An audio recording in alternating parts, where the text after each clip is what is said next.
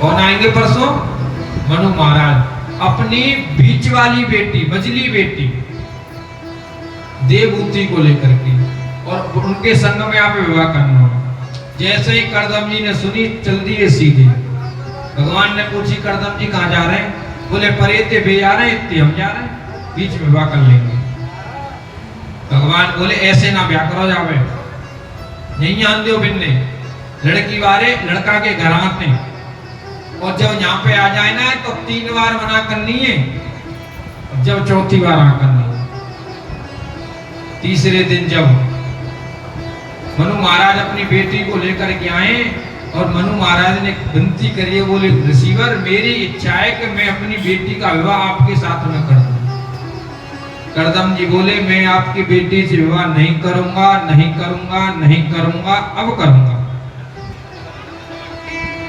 मनु महाराज ने पूछी, बोले महाराज जी का तरीका? नहीं करूंगा, नहीं करूंगा, नहीं करूंगा, अब करूंगा, ये कौन सा तरीका है? करदम ऋषि कहते हैं, बोले महाराज मेरे पास में भगवान आए तो भगवान ने कही, बोले 3 बार मना करनी है, जब चौथी बार हाँ करनी है। तो मनु महाराज ने कि हमने तो एक ही बार पूछी।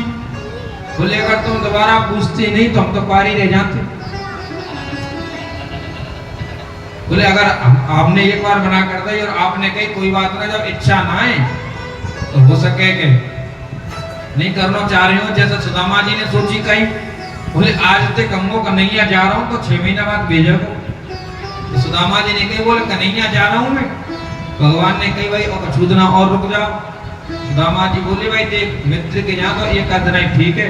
बोले तो तुम्हारी इच्छा खूब जाओ। बोले तो सुदामा जी जैसे जा हमारे संग में। तो जय मारे हमने 3 बार पहले मना कर दी, चौथी बार हाँ कर दी। भगवान ऐसे निर्मल मन वाले भक्त को देख करके प्रसन्न हो गए और खुशी में नेत्रों से आंसू टपके मारा। वह आंसू जिस जगह पर गिरे वह जगह आज भी बिंदुसार तीर्थ के नाम से जाना। लेकिन करदम जी ने कहते मेरी एक शर्त है, मैं शादी तो कर रहा हूं लेकिन जैसे ही एक पुत्र हो जाएगा ना संन्यास ले लूंगा, संन्यास ले लूंगा।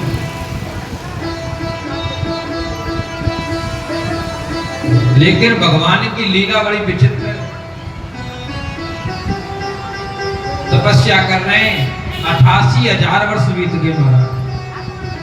तपस्या करते करते समाधि खुली, मैया देवभूति जवान आई थी, बुढ़ापा आ गया, शरीर पर झुर्रियां पड़ गई, सेवा कर रही है करदम ऋषि की। महाराज हमारा भारतवर्ष पुरुषों की वजह से महान नहीं है, हमारा भारतवर्ष माताओं की वजह से महान।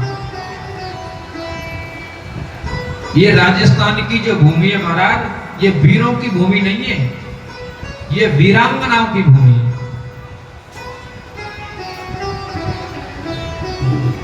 वीर तो सब जगह पर हुए, लेकिन वीरांगनाएं केवल राजस्थान में।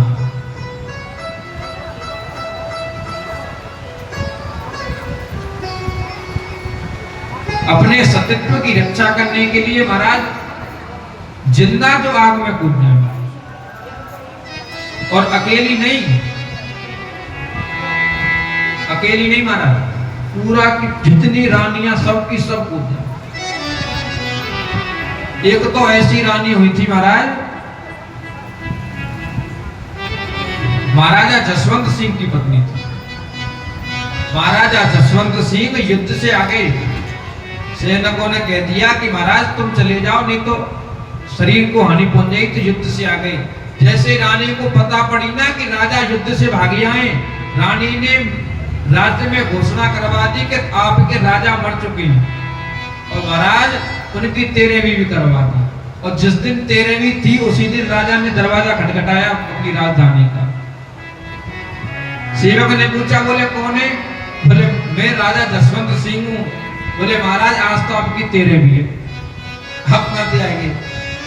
बड़ी मुश्किल से दरवाजा खुलवाया तो जब उनके सामने भोजन के लिए थाली रखते थे ना, तो रानी कहती थी बोले थाली हटाओ, पत्थर में भोजन दो उनको।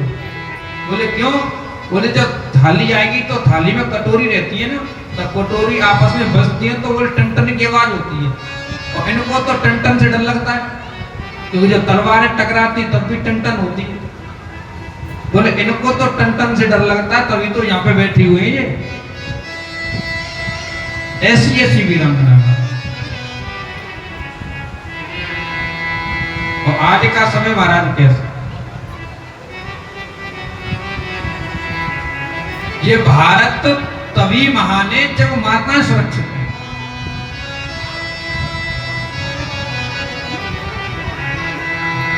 88,000 वर्ष हो गए मैया देवहूति को कर्दम ऋषि की सेवा करते करते। जब समाधि खुली कर्दम ऋषि तो भूल गए कौन रानी, कौन मेरी पत्नी थी। पूछा, बोले देवी कौन हो? मैया देवहूति कहती, बोले महाराज आपको याद है आपकी शादी हुई थी?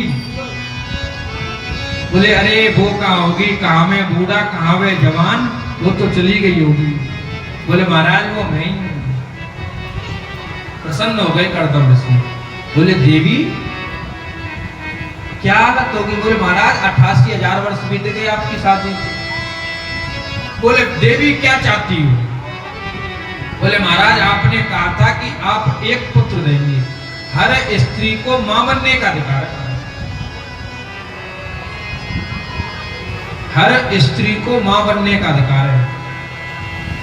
पहले जब दासियां होती थी ना, दासियां उनकी शादी नहीं होती थी, दासियों की शादी का कहीं वर्णन नहीं है, लेकिन दासियों के पुत्र का बहुत वर्णन है। हर स्त्री को मां बनने का अधिकार। बोले महाराज आपने कहा था आप एक पुत्र दान करेंगे तो वो पुत्र मुझको दे दो। कर्दम ऋषि ने बिंदुसार तीर्थ में मैया देवहूति को डुबकी लगवाई है, और मैया देवहूति 16 वर्ष की कन्या के रूप में प्रकट हुई।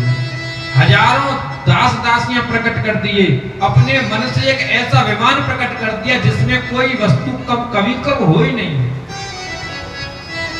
मैया देवहूति ने कही, बोले महाराज ये तो सब ठीक है, लेकिन देखो तुम्हारी दाढ़ी फाड़ी अच्छी ना लग रही, तुम एक डुबकी लगाओ जा सरोवर में। और जैसे ही डुबकी लगाई कर्दम ऋषि की जवान हो गई।